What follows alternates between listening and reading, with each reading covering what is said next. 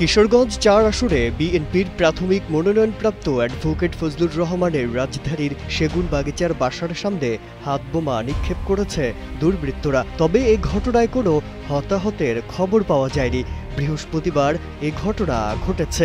পরে ঘটনায় জড়িত দুষ্কৃতিকারীদের গ্রেপ্তার করে দৃষ্টান্তমূলক শাস্তি দিতে আহ্বান জানিয়েছেন সুপ্রিম কোর্টের জ্যেষ্ঠ আইনজীবী জেডাই খান পান্না। বৃহস্পতিবার রাতে ফেসবুক লাইভে এসে তিনি এই আহ্বান জানিয়েছেন। জেডাই খান পান্না বলেন, একটি খারাপ খবর শুনে যাচ্ছি। অ্যাডভোকেট ফজলুর রহমান বীর মুক্তিযোদ্ধা, রাজনীতিবিদ, মুক্তিযুদ্ধের একজন অতন্দ্র প্রহরী।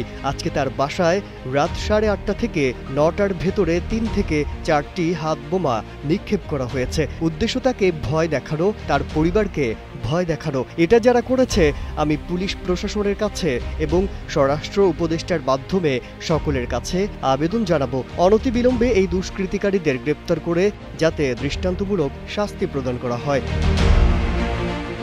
জ্যেষ্ঠ আইনজীবী জেডাই খান পান্না বলেন, সেটার জন্য একটা এক্সাম্পল আমরা দেখতে পাই। বলেন, ফজলুর রহমান শুধু মুক্তিযোদ্ধা না, তিনি সুপ্রিম কোর্টের একজন সিনিয়র আইনজীবী। আমিও একজন সিনিয়র আইনজীবী হিসেবে, একজন সহযোদ্ধা হিসেবে, একজন মুক্তিযোদ্ধা হিসেবে অনতিবিলম্বে দুষ্কৃতিকারীদের গ্রেপ্তার করার দাবি জানাচ্ছি।